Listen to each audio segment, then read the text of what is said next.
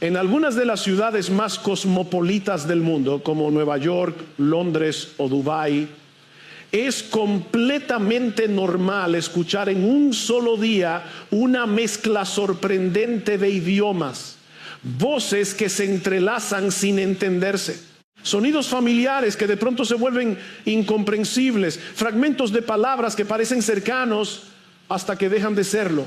Hay momentos en los que uno reconoce algo en el italiano o el portugués, pero luego aparece el mandarín, el árabe o el urdu y todo se vuelve un misterio absoluto. Y en medio de esa experiencia surge una reflexión casi inevitable. Hubo un momento en la historia en que toda esta diversidad comenzó y no fue por accidente. Esa confusión de lenguas tiene un origen y ese origen está en Babel, en Génesis capítulo 11. Pero este relato no fue preservado simplemente para explicar por qué hoy existen tantos idiomas. Eso sería quedarse en la superficie. Lo que realmente se esconde en esta historia es mucho más profundo, mucho más inquietante y al mismo tiempo mucho más revelador. Babel no es solo el nacimiento de la diversidad lingüística, es la manifestación visible de una batalla invisible, una guerra constante entre dos reinos, el reino de los hombres y el reino de Dios. Y uno de esos reinos inevitablemente está destinado al fracaso, porque hay una verdad que atraviesa toda la escritura como un hilo inquebrantable. Nada ni nadie puede detener el propósito de Dios. Ninguna estrategia humana, ningún sistema, ninguna ambición colectiva puede frustrar lo que Él ha determinado desde el principio. Y eso, lejos de ser una amenaza, es la mejor noticia posible para aquellos que entienden quién es Dios realmente. Ahora bien, para comprender lo que ocurre en Babel, necesitamos retroceder y observar el contexto. Desde el momento en que Dios crea al ser humano a su imagen y semejanza, establece un propósito claro: llenar la tierra. No se trataba solo de existir, sino de extender la gloria de Dios a través de una humanidad que reflejara su carácter, que cultivara la creación y que viviera bajo su autoridad. Ese mandato no desaparece con la caída en Génesis 3, incluso después del pecado. Dios reafirma ese propósito tras el diluvio, cuando ordena nuevamente a los descendientes de Noé que se multipliquen y llenen la tierra. Sin embargo, al llegar a Génesis 11, algo ha cambiado profundamente. La humanidad ya no está respondiendo al mandato divino, sino resistiéndolo. En lugar de dispersarse, deciden concentrarse. En lugar de obedecer, deciden redefinir su propósito. Y lo que comienza a surgir no es simplemente una ciudad, sino una declaración. El texto dice que toda la tierra tenía una sola lengua y las mismas palabras. Esta unidad, que en apariencia podría parecer algo positivo, se convierte en el instrumento perfecto para una rebelión colectiva. Unidos por un mismo lenguaje, los hombres encuentran la capacidad de organizarse, de construir, de planificar, pero no para honrar a Dios, sino para reemplazarlo. Se establecen en la llanura de Sinar, un detalle que no es casual. A lo largo de Génesis, moverse hacia el oriente representa alejarse de la presencia de Dios. Adán y Eva son expulsados hacia el oriente, Caín se establece en el oriente y ahora la humanidad completa continúa ese mismo patrón. Es un movimiento progresivo de distanciamiento espiritual que culmina en un intento audaz, reconstruir su propio paraíso, pero sin Dios. Y entonces surge el plan: construir una ciudad, levantar una torre que alcance los cielos, hacerse un nombre y evitar ser dispersados. 4 objetivos, pero una sola raíz: la autoexaltación. No quieren depender de Dios, quieren reemplazarlo. No quieren recibir identidad, quieren fabricarla. No quieren cumplir un propósito divino, quieren establecer el suyo propio. Hagámonos un nombre. Esa frase es el corazón del problema.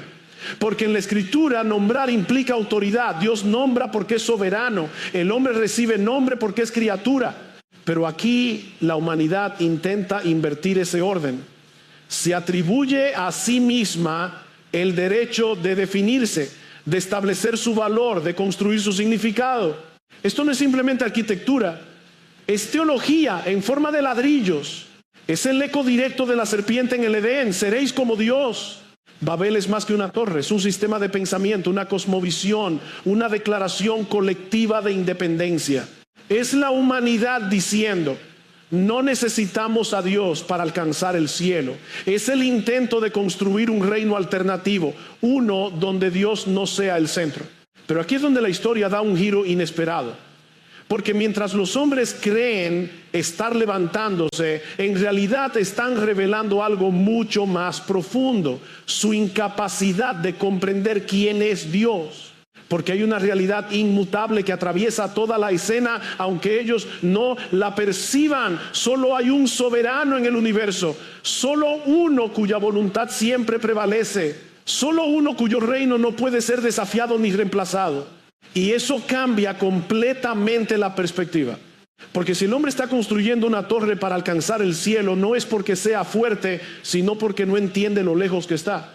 Y si intenta hacerse un nombre, no es porque tenga autoridad, sino porque ha olvidado quién es realmente.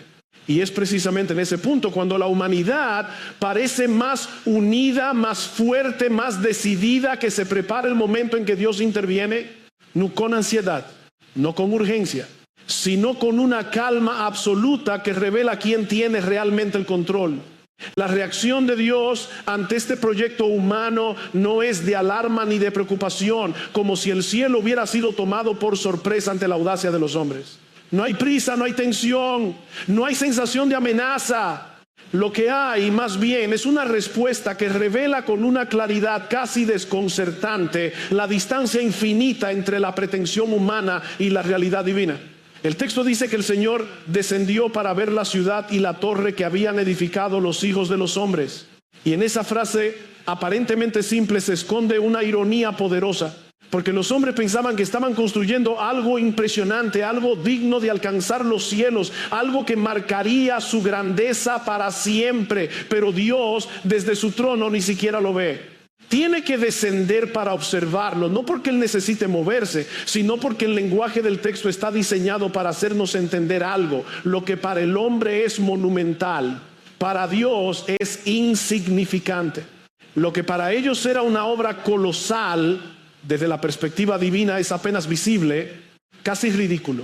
Y aún más, Moisés los llama hijos de los hombres, literalmente hijos de Adán. Es una forma de recordarnos que a pesar de toda su ambición, siguen siendo polvo, criaturas limitadas intentando jugar a ser infinitas, seres dependientes pretendiendo independencia absoluta. Y ahí está el contraste: el hombre que se cree grande frente a un Dios que no necesita demostrar que lo es. Entonces Dios habla, y lo que dice no expresa temor, sino diagnóstico. He aquí, son un solo pueblo y todos ellos tienen la misma lengua, y ahora nada de lo que se propongan hacer les será imposible. Pero esto no significa que el hombre haya alcanzado un poder ilimitado en términos absolutos. Significa que en su estado de rebelión unificada, su capacidad para profundizar en el mal se vuelve peligrosamente eficaz. No es que puedan derrotar a Dios, es que pueden endurecerse aún más contra Él. Una humanidad unida sin Dios no es una solución, es una amenaza, no para el cielo, sino para sí misma. Porque cuando el pecado se organiza, cuando la rebeldía se sistematiza, cuando la autonomía se convierte en ideología colectiva, el resultado no es progreso verdadero, sino corrupción amplificada. Y eso es exactamente lo que Dios decide interrumpir. No como un acto arbitrario, sino como una intervención necesaria. Vamos, dice Dios, usando la misma expresión que los hombres habían usado antes. Ellos dijeron, vamos, edifiquemos. Ahora Dios responde, vamos, descendamos. Es como si el Señor estuviera reflejando sus propias palabras, pero con un propósito completamente distinto. Ellos querían ascender, Dios decide descender. Ellos querían unificar, Dios introduce división. Ellos querían asegurarse, Dios los desestabiliza. Y el método es tan simple como poderoso: confundir su lenguaje. De repente, la herramienta que les daba unidad se convierte en el instrumento de su dispersión. Ya no pueden coordinarse, ya no pueden entenderse, ya no pueden sostener el proyecto que los mantenía juntos. La comunicación se rompe y con ella la ilusión de control. Y así, lo que no quisieron hacer voluntariamente, llenar la tierra, terminan haciéndolo forzadamente. La ciudad queda incompleta, la torre se detiene, el proyecto se fragmenta. Y el nombre que querían hacerse para su propia gloria termina siendo un símbolo de su fracaso. Babel, confusión. Es profundamente revelador. Porque aquello que comenzó como un intento de exaltación termina convertido en un recordatorio permanente de limitación. Aquello que buscaba unidad termina produciendo dispersión. Aquello que pretendía alcanzar el cielo termina mostrando cuán lejos está el hombre de él. Pero aquí es donde debemos detenernos un momento y mirar más allá del juicio superficial. Porque aunque este acto de Dios es claramente un juicio, también contiene una forma de misericordia que no siempre es evidente a primera vista. Si Dios hubiera permitido que ese proyecto continuara, si la humanidad hubiera logrado consolidar un sistema global completamente independiente de Él, el resultado habría sido devastador.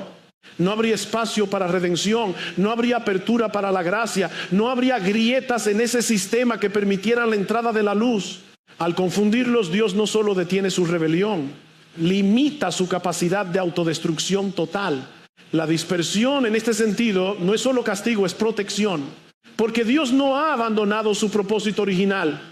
Él sigue decidido a llenar la tierra, pero no con una humanidad que se glorifica a sí misma, sino con una que refleje su gloria. Y lo que el hombre intenta construir por orgullo, Dios lo reconfigura dentro de su plan soberano. Aquí es donde comenzamos a ver algo extraordinario. Incluso la rebelión humana termina siendo absorbida dentro del propósito divino. No la justifica, no la aprueba, pero la redirige. La historia no se sale de control, simplemente revela más claramente quién está en control. Y eso cambia completamente la forma en que debemos entender Babel.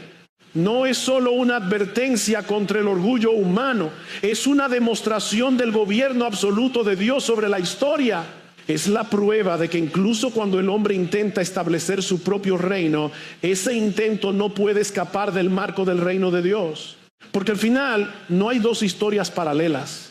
Hay una sola historia y Dios la está escribiendo.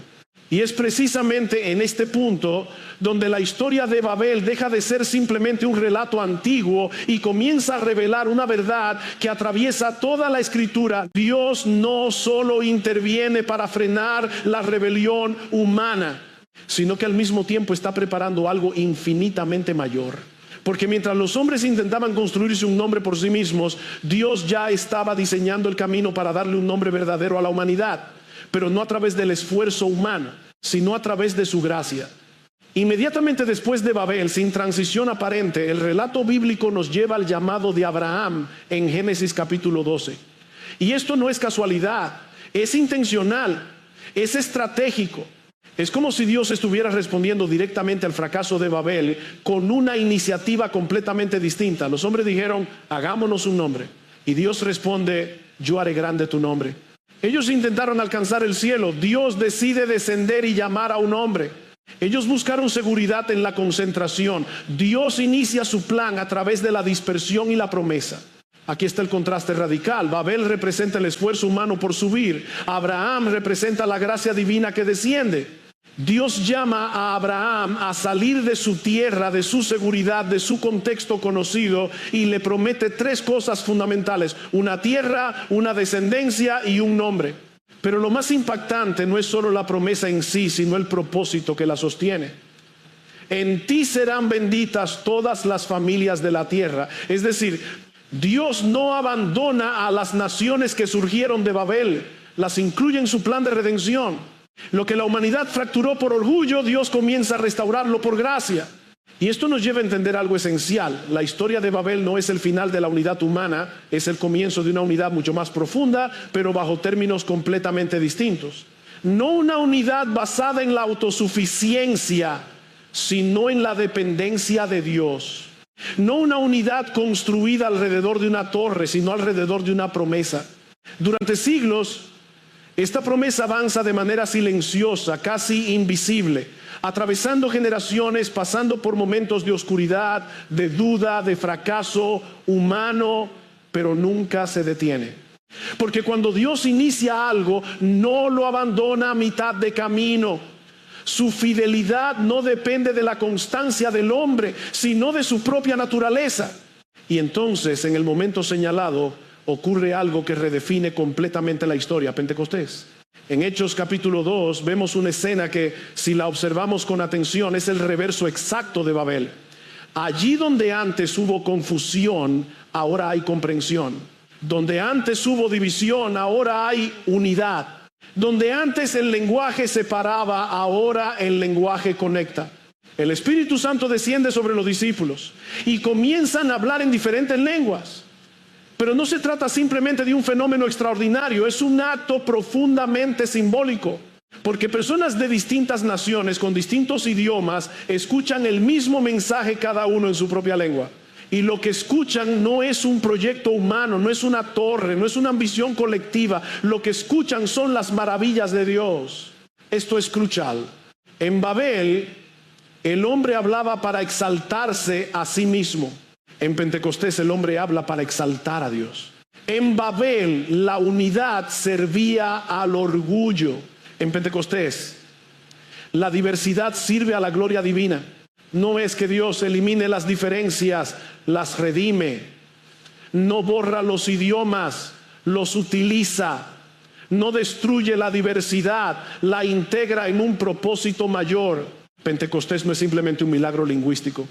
Es la señal de que el plan de Dios para las naciones está en marcha. Es el inicio visible de una nueva humanidad, una que no se define por la autosuficiencia, sino por la fe. Una que no se une por ambición, sino por adoración.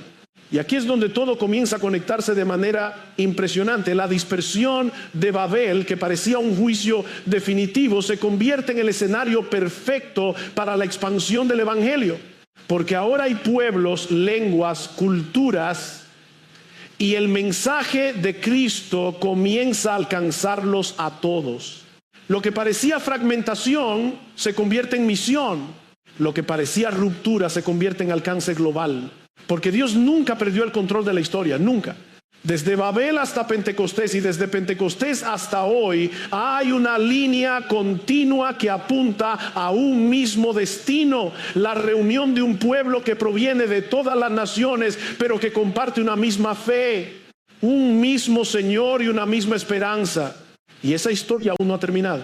Porque lo que comenzó en Pentecostés sigue avanzando.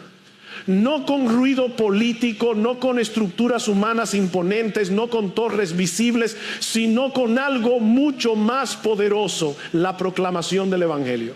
Un mensaje que cruza idiomas, un mensaje que atraviesa culturas, un mensaje que transforma corazones. Y mientras el mundo sigue intentando construir nuevas versiones de Babel, sistemas, ideologías, estructuras que prometen unidad sin Dios, el reino de Dios sigue expandiéndose de una manera que no depende del poder humano, silenciosa pero imparable. Y es en este punto donde la historia deja de ser simplemente algo que ocurrió allá atrás y comienza a confrontarnos directamente a nosotros. Porque Babel no es solo un evento antiguo, es un patrón que sigue repitiéndose, una inclinación constante del corazón humano que no ha desaparecido.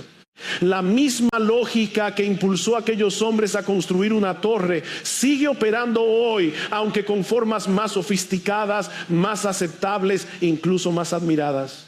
Porque al final Babel no era realmente sobre ladrillos, era sobre identidad, era sobre quién define tu valor, era sobre quién establece tu propósito, era sobre quién recibe la gloria de tu vida. Y si somos honestos, esa lucha sigue viva dentro de cada uno de nosotros. No necesitamos una torre física para repetir Babel. Basta con intentar construir una vida donde Dios no sea necesario. Basta con buscar significado en nuestros logros, seguridad en nuestro control, valor en nuestra reputación. Basta con querer hacernos un nombre por nuestras propias fuerzas, aunque ese nombre nunca se diga en voz alta. Ese es el espíritu de Babel, una independencia que parece libertad, pero que en realidad es desconexión. Porque hay algo profundamente engañoso en todo esto. El hombre cree que al alejarse de Dios gana autonomía, pero lo que realmente pierde es dirección. Cree que está tomando control, pero en realidad está quedando a la deriva. Cree que está construyendo algo sólido, pero está levantando estructuras que no pueden sostener el peso de la eternidad. Y aquí es donde la historia de Babel se vuelve incómodamente relevante. Porque no solo habla de ellos, habla de nosotros, habla de nuestras decisiones diarias, habla de nuestras prioridades invisibles, habla de las pequeñas torres que construimos sin darnos cuenta, torres de éxito personal, torres de aprobación social, torres de seguridad financiera, torres de autosuficiencia espiritual. No son malas en apariencia, no parecen rebeldía abierta. Pero cuando esas cosas ocupan el lugar que le corresponde a Dios, el resultado es exactamente el mismo, una vida centrada en uno mismo. Y eso nunca termina bien. Porque hay algo que debemos entender con total claridad. Dios no comparte su gloria, no porque sea inseguro, sino porque es Dios. Porque solo Él es digno de ocupar el centro. Porque cualquier otra cosa colocada en ese lugar termina destruyendo al que la sostiene. Por eso la intervención de Dios en Babel no es solo juicio, es revelación. Es Dios diciendo esto no funciona.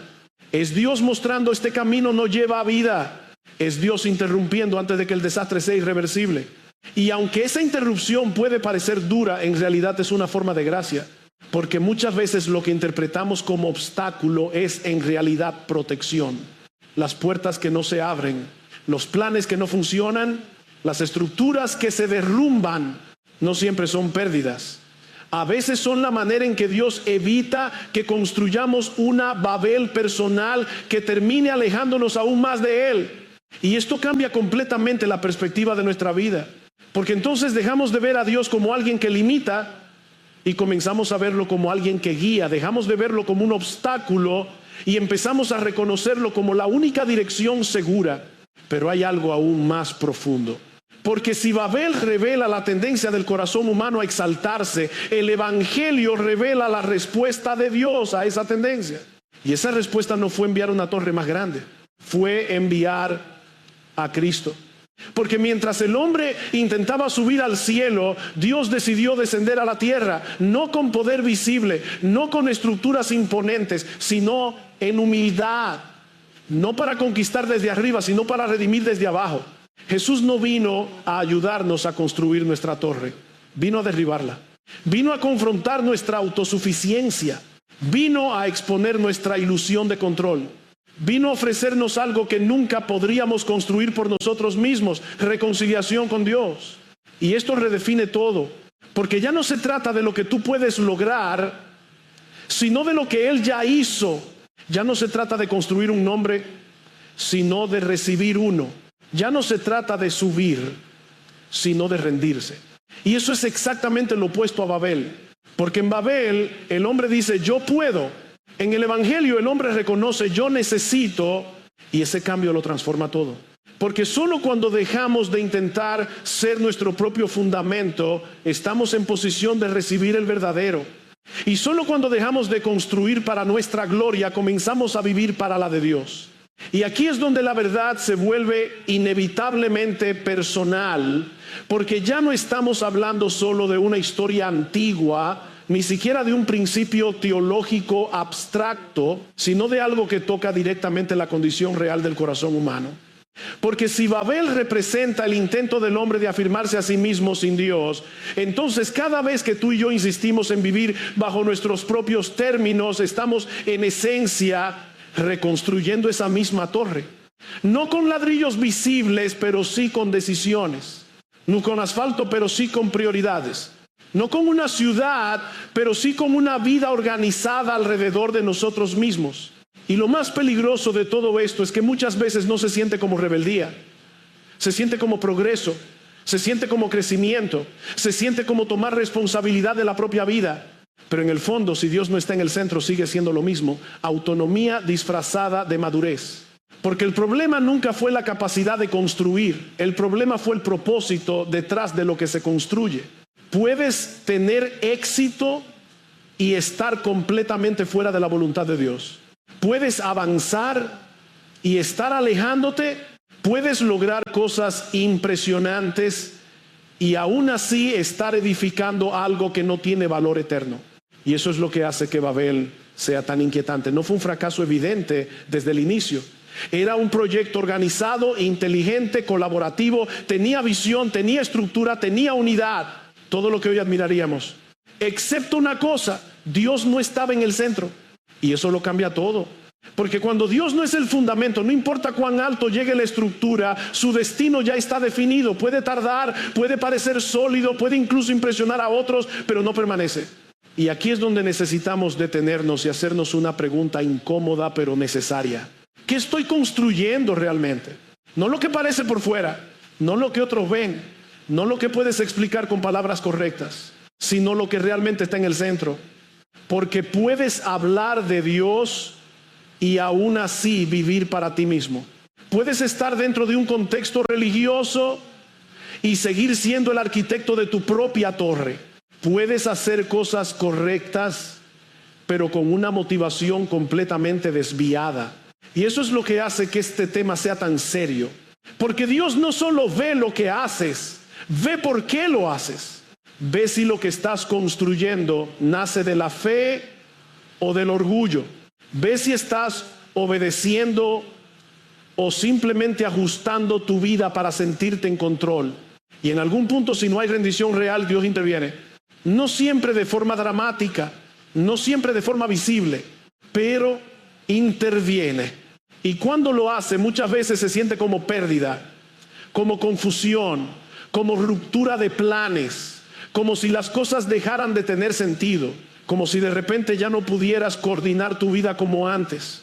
Y es ahí donde muchos se frustran sin darse cuenta de que están experimentando su propio momento Babel. Porque Dios está tocando el lenguaje de su vida, está interrumpiendo la lógica que sostenía su construcción, está desarmando la estructura que parecía tan clara, no para destruir por destruir, sino para redirigir. Pero aquí está la diferencia clave. Algunos entienden esto y otros no.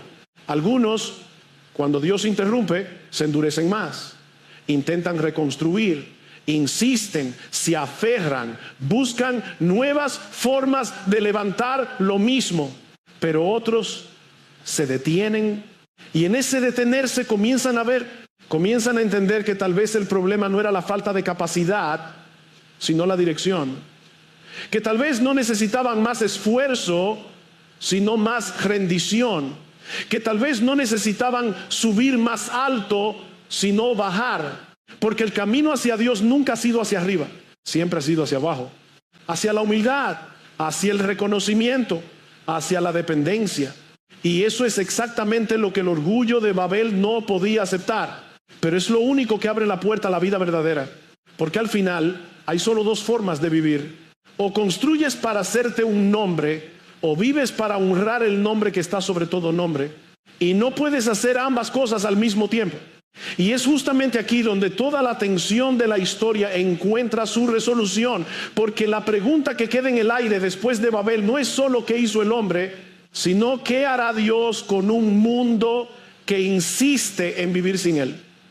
Y la respuesta no es inmediata en forma de juicio final, sino en forma de un plan que avanza con una precisión silenciosa a lo largo de toda la historia redentora. Porque Dios no respondió a Babel destruyendo a la humanidad, sino iniciando un camino para rescatarla. Y ese camino, como ya vimos, comienza con Abraham, continúa a través de una nación, atraviesa siglos de historia, pasa por promesas, pactos, profetas, hasta que finalmente converge en una persona, Jesucristo. Aquí es donde todo se redefine.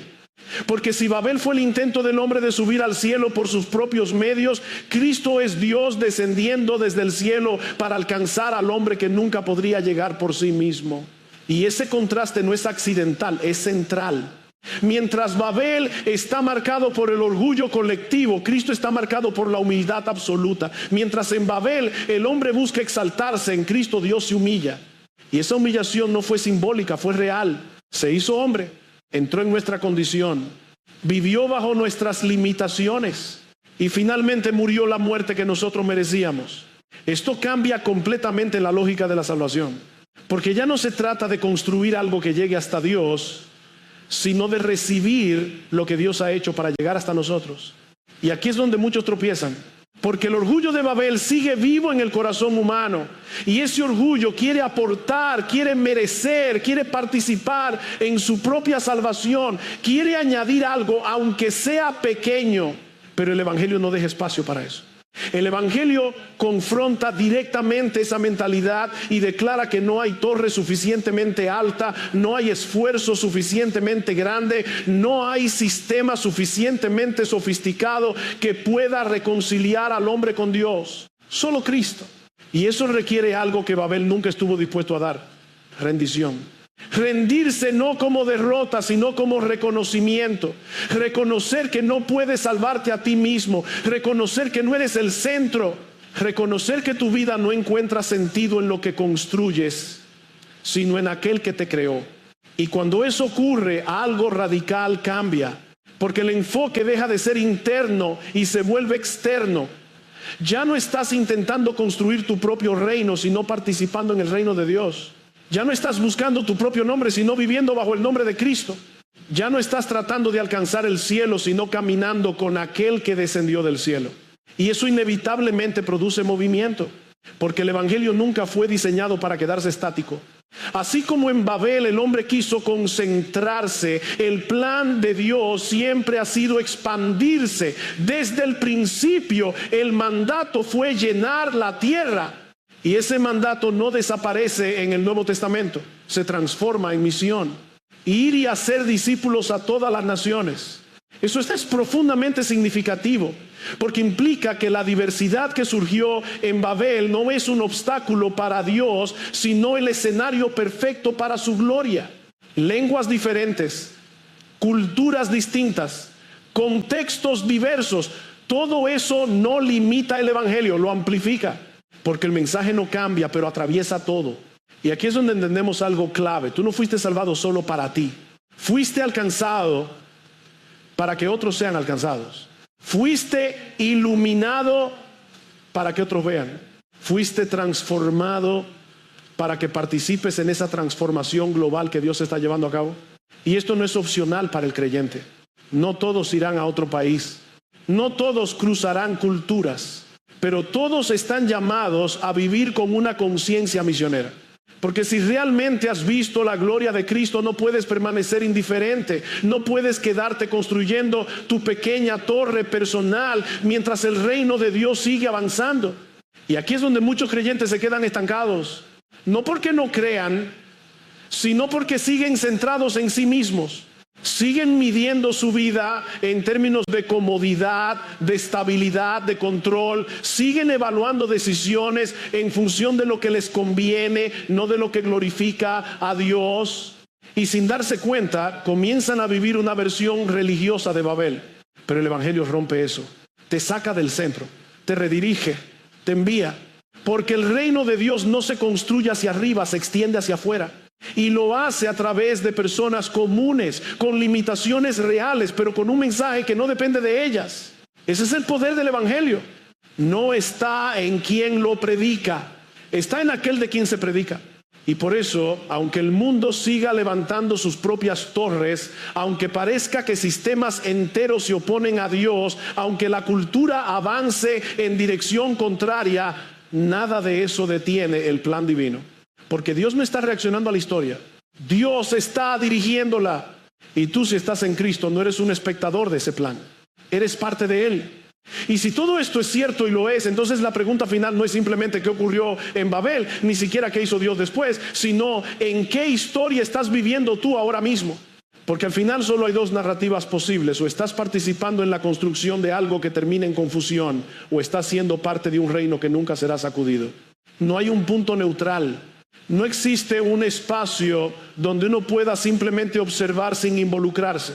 Cada decisión, cada prioridad, cada dirección que toma tu vida está alineándose consciente o inconscientemente con uno de esos dos reinos. Y eso es lo que hace que este tema sea tan urgente, porque no estamos hablando de teoría, estamos hablando de destino. Porque Babel no terminó en Génesis 11. Babel sigue viva en sistemas que prometen unidad sin verdad. Sigue viva en culturas que exaltan al hombre como medida de todas las cosas. Sigue viva en ideologías que buscan redefinir la realidad sin referencia a Dios. Y lo más inquietante de todo, sigue viva en el corazón humano. Porque cada vez que el hombre intenta redefinir el bien y el mal por sí mismo, cada vez que establece su propio estándar, cada vez que decide que no necesita someterse a ninguna autoridad superior, Babel está respirando otra vez. Pero hay algo que no ha cambiado. Dios sigue siendo Dios. Y eso significa que todos esos sistemas, todas esas estructuras, toda esa aparente solidez tienen un límite. No porque el hombre lo decida, sino porque Dios lo determina. pueden avanzar por un tiempo, pueden crecer, pueden incluso parecer invencibles, pero nunca serán eternos. Porque hay un reino que no compite, gobierna, y ese reino no se establece con fuerza humana, ni con estrategias políticas, ni con estructuras visibles que impresionan al mundo. Se establece de una manera completamente distinta, a través de la verdad, a través de la gracia, a través de la obra del Espíritu en corazones que estaban muertos y ahora viven. Y eso nos lleva a una realidad que cambia completamente la perspectiva del creyente. Tú no estás del lado débil de la historia. Aunque parezca que el mundo avanza en otra dirección, aunque la cultura parezca dominar, aunque las voces contrarias sean más fuertes. La realidad no se define por lo que parece, se define por lo que Dios ha decretado. Y Dios ya ha declarado el final. No es incierto, no está abierto a negociación, no depende de la evolución de la humanidad. El resultado ya está establecido. Cristo reina y reinará visiblemente, y todo lo que hoy se levanta en oposición caerá. No gradualmente por desgaste humano, sino definitivamente por autoridad divina. Porque el mismo sistema que comenzó en Babel, ese intento constante de establecer un mundo sin Dios, aparece nuevamente en la Escritura bajo otro nombre, Babilonia. Y a lo largo de la historia bíblica, Babilonia no es solo una ciudad, es un símbolo. Es la representación de todo sistema humano organizado en rebelión contra Dios. Y ese sistema, por más impresionante que parezca, tiene un destino claro: cae. Cae no porque el hombre finalmente entienda, sino porque Dios interviene. Cae no porque pierde influencia, sino porque nunca tuvo autoridad real. Cae porque todo lo que se levanta contra Dios está condenado desde el principio. Y eso debería producir en nosotros dos cosas al mismo tiempo: sobriedad y confianza. Sobriedad, porque entendemos que el mundo en el que vivimos no es neutral. Hay una tensión real, una oposición real, una batalla que no siempre es visible, pero que es constante. No estamos llamados a ignorarla, ni a acomodarnos, ni a diluir la verdad para encajar mejor. Pero también confianza, porque esta no es una batalla incierta. No estamos peleando para ver si ganamos. Estamos viviendo desde una victoria que ya fue asegurada, y eso cambia completamente la manera en que caminamos. Porque entonces ya no vivimos con miedo, sino con propósito. Ya no reaccionamos con ansiedad, sino con firmeza. Ya no intentamos construir algo que nos dé seguridad, porque nuestra seguridad ya está definida en Cristo. Y eso nos libera. Nos libera de la necesidad de aprobación. Nos libera del temor al fracaso. Nos libera de la presión de tener que lograr algo grande para que nuestra vida tenga valor. Porque en el reino de Dios, la grandeza no se mide por lo que construyes, sino por a quién perteneces. Y si perteneces a Cristo, entonces tu historia está conectada a algo mucho más grande que cualquier torre que este mundo pueda levantar. Está conectada a un reino eterno. Y todo esto nos lleva al final de la historia, no el final que el hombre imagina, no el final que las culturas proyectan, no el final que los sistemas humanos intentan construir, sino el final que Dios ya ha revelado. Porque la historia no termina en Babel, ni en Babilonia, ni en ningún intento humano de establecer su propio reino. La historia culmina en una escena que redefine completamente todo lo que hemos visto hasta ahora. El apóstol Juan la describe así: una multitud que nadie puede contar, de todas las naciones, tribus, pueblos y lenguas, las mismas lenguas que surgieron de Babel, reunidas, no en confusión, sino en perfecta unidad. No alrededor de una torre, sino delante de un trono. No exaltándose a sí mismas, sino adorando a aquel que está sentado en él. Y solo eso es profundamente significativo.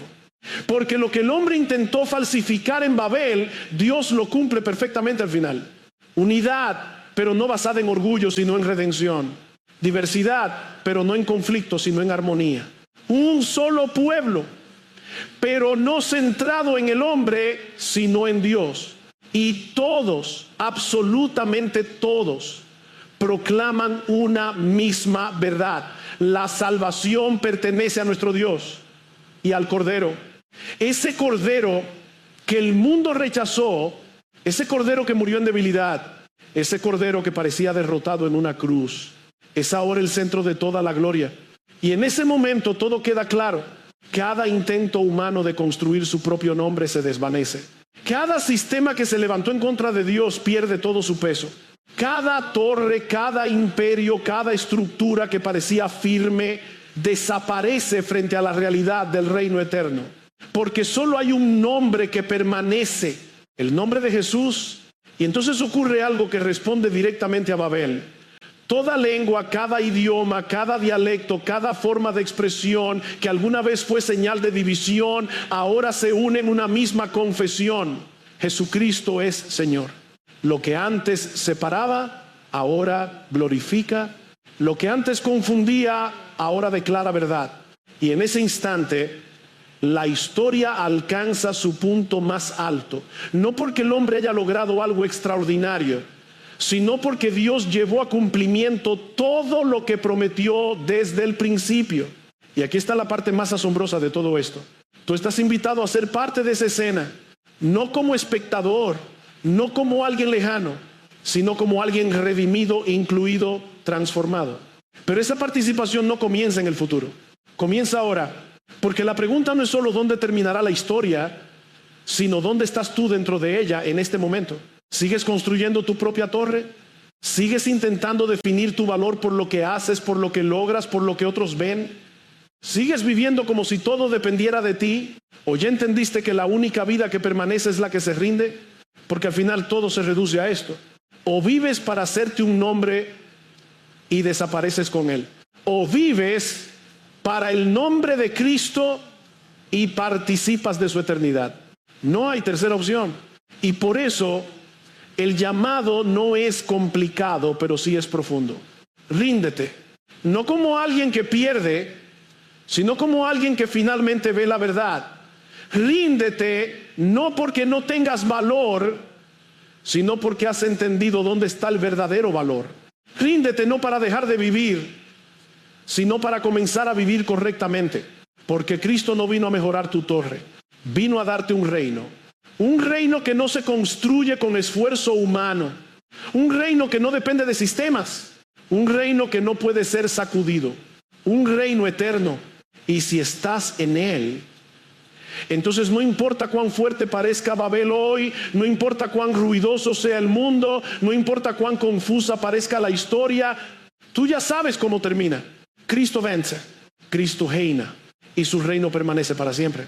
Así que levántate con esa certeza, vive con esa claridad, camina con esa convicción, porque mientras el mundo sigue construyendo torres que eventualmente caerán, tú has sido llamado a algo infinitamente mayor, a pertenecer al reino que nunca será destruido. This world is endless, so wide, so broad, but somehow I'm still lost in you.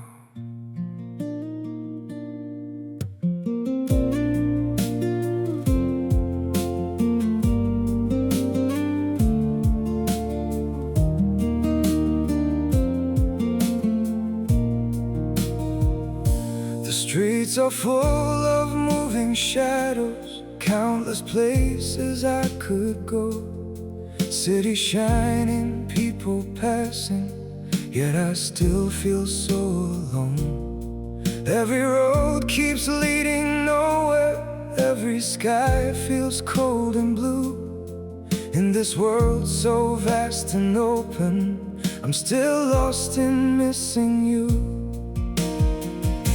The world is wide, so wide before me,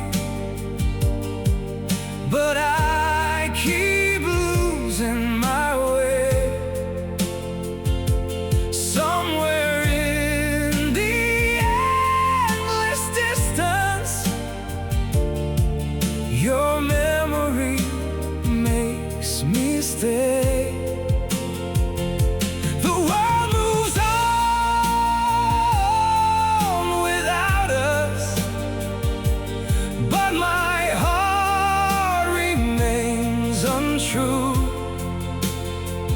For no matter where these feet may wander, I'm still lost in missing you. have tried to outrun silence, tried to leave your ghost behind, but your name still echoes softly through the corners of my mind. The world is wide, so wide before me, but I keep losing my way. Somewhere in the endless distance, your memory makes me stay. The world moves on without us, but my heart remains untrue. For no matter where these feet may wander, I'm still lost in missing you. Maybe someday I'll stop searching for your face in every crowd, but until that day, this broken heart will keep calling your name out. The world is wide, so wide before me,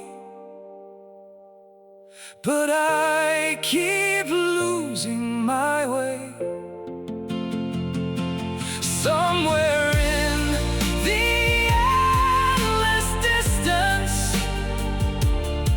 your memory makes me stay. The world moves on without us, but my heart remains untrue. For no matter where these feet may wander, I'm still lost